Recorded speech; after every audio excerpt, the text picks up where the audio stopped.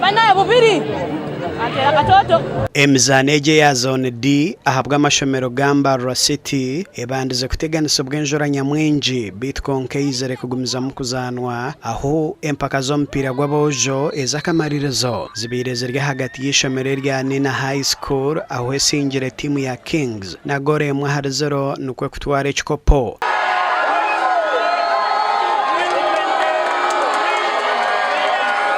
Kando mu bishiki Mbarara ni yesingire ekikopo bwa nyuma yo kugutora timu ya Allied High School na gori ibera haryemwe.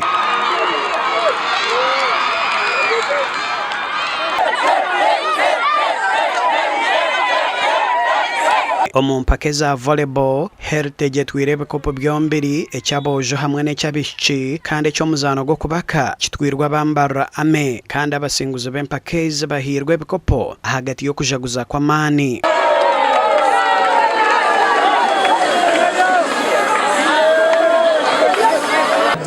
Program yo kujangwira izoba twendere Emizaano hatwateganisibwa injura yatwata kumunonga okeshi kumunonga yaberwa abana bazanaje kanise gukora training kosa na mani kubata izoba wasoba kuwina n'ikikopeji kanise gukora training kandi teka mamani ikikopo cya district 9.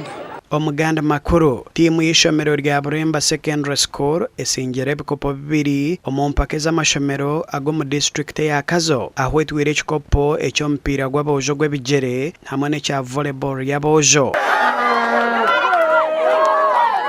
Buremba esingire Kazo Secondary School ahagori ibera hari 0 omufinals z'omupira gw'abojo ogw'ebigere kandi omu volleyball y'abojo nabwe basingire Kazo ahabwo babibera hari 0.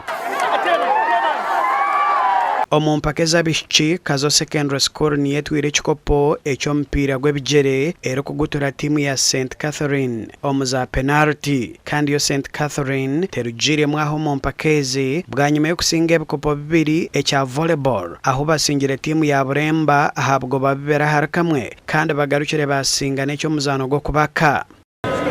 Ndeba ndira negenda mwisho kandi sima abakubatakabiriho umupira mbigo kwesharinga n'ibindi no kurwana.